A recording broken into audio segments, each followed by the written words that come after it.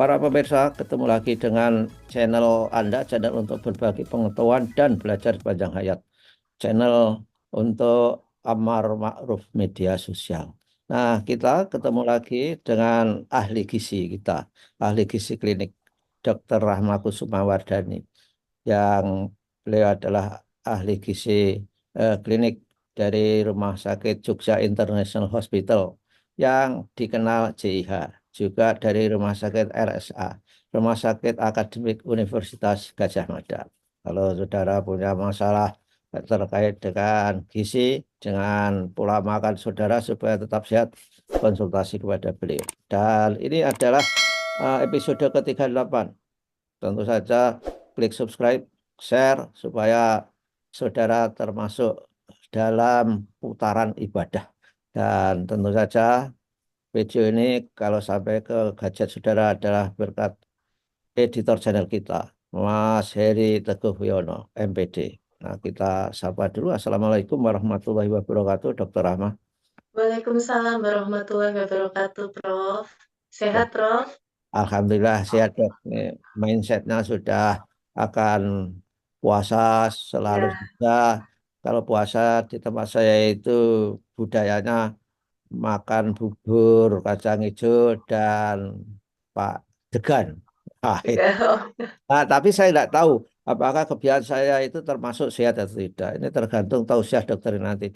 Kita akan membicarakan menu sehat apa selama puasa. Gimana dok? Menu sehat yang penting untuk puasa itu. Baik, terima kasih, Prof. Jadi, alhamdulillah kita semua bisa bertemu lagi ya dengan bulan Ramadan tahun ini. Semoga puasanya lancar semuanya ya. Ya. Jadi mungkin kita kembali ke konsep dulu puasa itu sebetulnya apa. Jadi puasa itu kan kalau secara arti harfiahnya, kita dengan sengaja tidak makan dan tidak minum, ya. Nah, Ya. tapi karena ini di bulan Ramadan, jadi kan memang dalam rangkaian ibadah ya, ibadah di bulan suci. Nah, sebetulnya apa yang terjadi di dalam tubuh kita ketika kita puasa, ini kan kita seperti ini ya Prof ya, kayak mereset ya.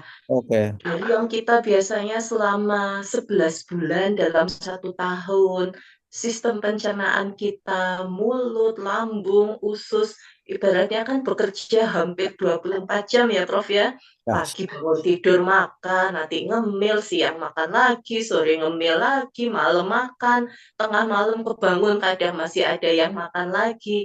Kayak nggak ada istirahatnya gitu ya Prof ya. Kerja terus gitu. Nah, jadi di bulan puasa ini kemudian di-reset, diistirahatkan, ya, diatur kembali pola makannya. Kalau yang kemarin setiap jam, setiap menit makan, ngemil, nah sekarang diatur, diulang, apa namanya, diatur kembali waktunya. Ditentukan pada saat makan, sahur kita sudah ditentukan waktunya yaitu sebelum subuh ya, sampai saat imsak, kemudian setelah itu kita berpuasa seharian, betul-betul tidak ada makanan, minuman yang masuk ke dalam tubuh kita. Setelah itu kita mulai kembali ada makanan yang masuk di saat berbuka puasa. Jadi Nah, dok, jadi dok ya Prof, semangatnya mhm, sebenarnya eh, apa pola makan yang sehat itu adalah diatur kuncinya, filosofinya. Sehingga iya puasa betul. itu eh, artinya secara medis itu baik dok ya. Betul, Prof. Puasa sangat bagus sekali, Prof. Jadi kalau dari berbagai penelitian menunjukkan orang-orang yang melakukan puasa itu nanti kolesterolnya akan menjadi normal, kolesterol jahatnya akan turun, orang-orang yang dengan obesitas nanti berat badannya akan turun, kemudian orang-orang yang gula darahnya sering tinggi juga nanti gula darahnya akan membaik. Tapi dengan catatan ya Prof ya, Hmm. ini memang pola makannya dilakukan dengan betul, pola makannya dilakukan dengan baik gitu Ya, Prof. Mhm. ya, ya. Lalu gimana menu yang andalan untuk puasa dok? Bu, Wah, ah, iya Prof. Sebetulnya kalau untuk prinsipnya, kalau untuk di gizi, kita selalu mungkin kurang lebih hampir sama seperti yang, sebelum-sebelumnya. Intinya tetap kita adalah porsi seimbang ya Prof ya, komposisi seimbang dengan porsi yang cukup sesuai dengan kebutuhan kita di bulan puasa. Biasanya di bulan puasa kan, aktivitas kita juga cenderungnya tidak seberat kalau pada saat hari biasa ya Prof ya. Hmm. Biasanya nanti di pekerjaan ada penyesuaian-penyesuaian, baik dari jam masuknya maupun mungkin dari beban kerjanya biasanya gitu ya.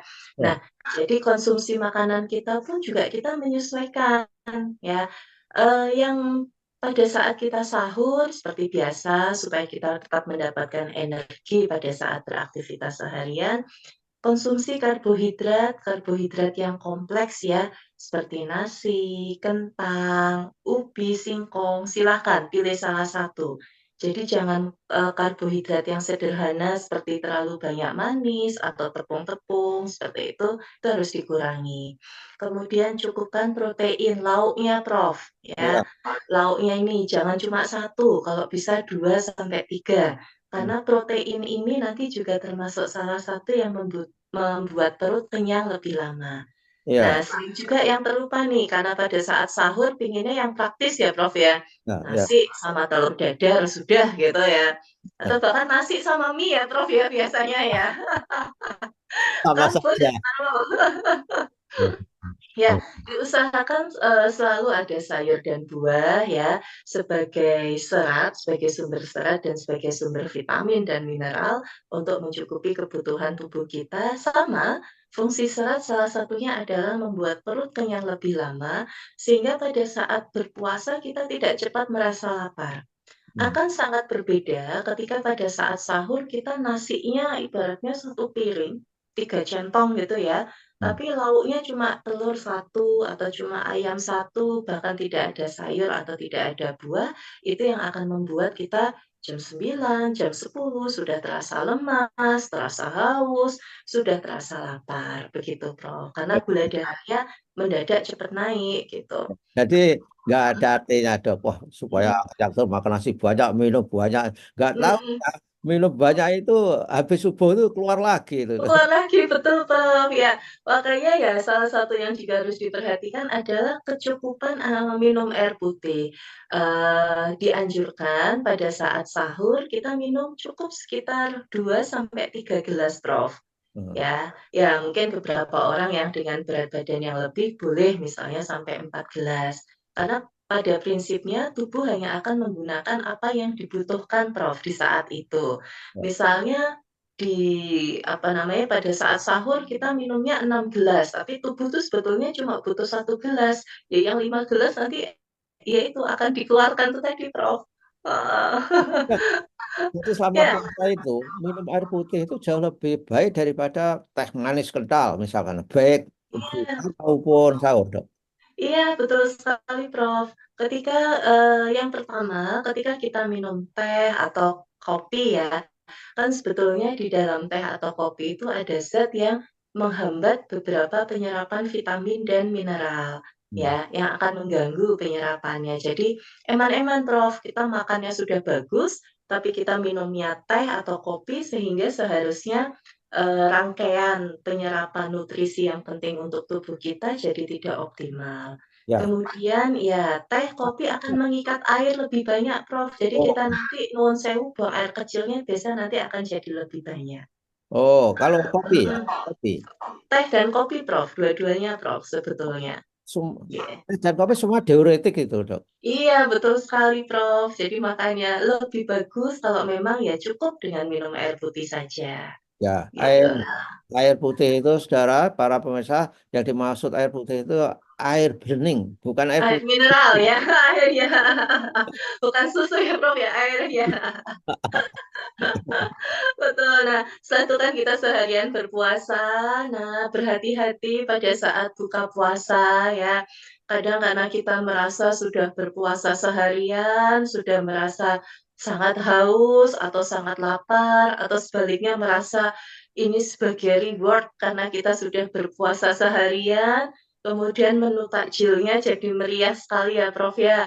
Padahal sebetulnya yang dibutuhkan tubuh kita itu hanya sedikit, dalam artian kita hanya butuh, gula atau kalori sebagai pengganti puasa, sebagai pengganti yang puasa kita seharian.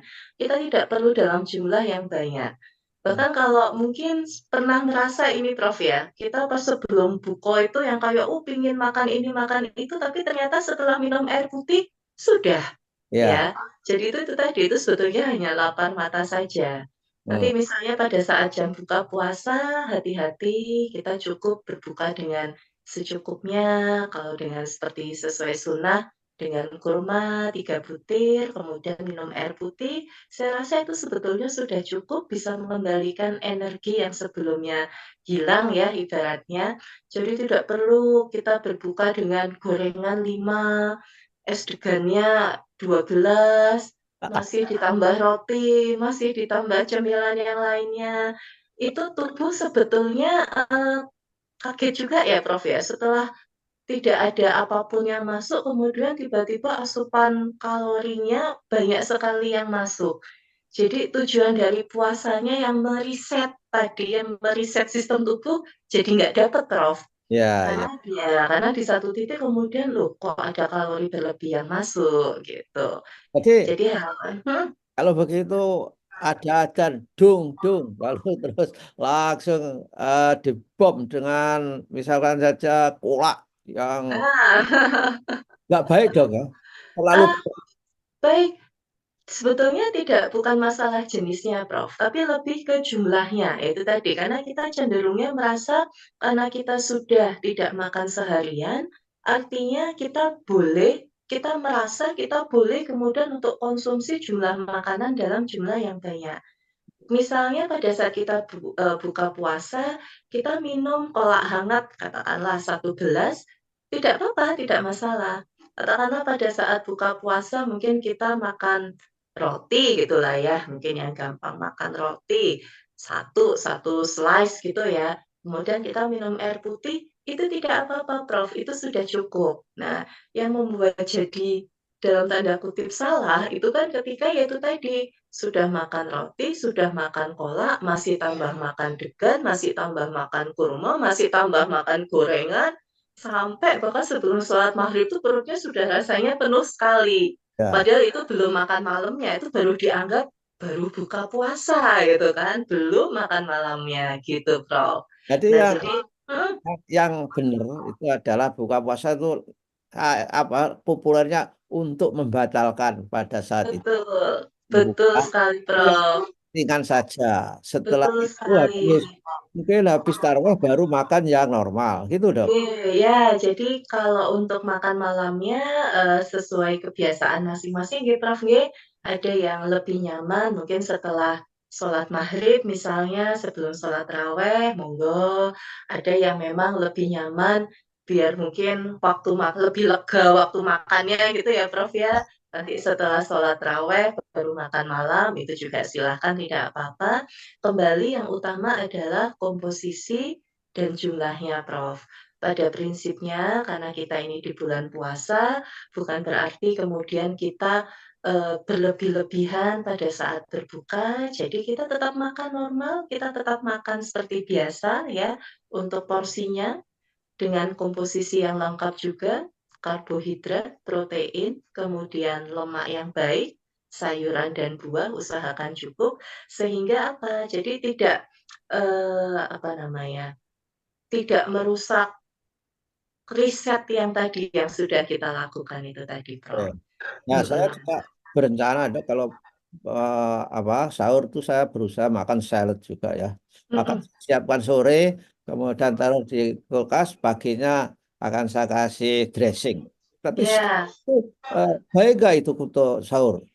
Iya, tidak apa-apa, Prof. Itu kan sebagai pengganti atas sayur ya, sebagai seratnya ya, Prof, ya. Boleh sekali, tidak apa-apa, Nah, ya. kalau buka dok, itu lebih direkomendasi Mhm. panas-panas atau anget atau dingin. Saya itu mungkin salah ya saya.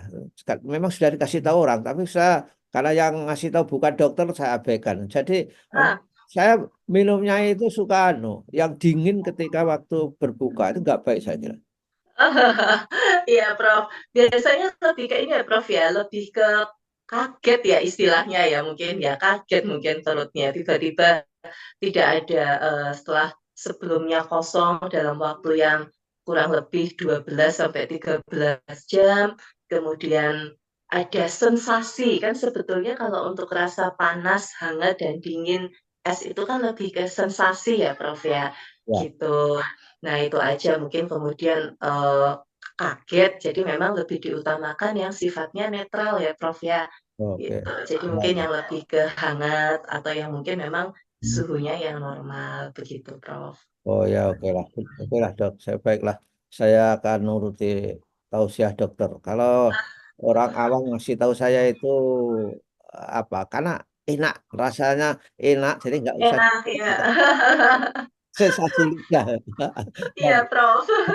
rasanya dilewati itu Iya, enak. betul. Iya, Ya, lebih ke sensasinya itu tadi, Prof, sensasi suhunya saja. ya oke lah dok. Terima kasih dok atas nasihat-nasihat. Para pemirsa ikuti pola makan seperti dalam video ini. Insya Allah badan Anda sehat, puasanya sukses, pahalanya melimpah, dan diterima oleh Allah Subhanahu wa Ta'ala ibadah kita. Amin. Terima kasih, Dok. Wassalamualaikum warahmatullahi wabarakatuh.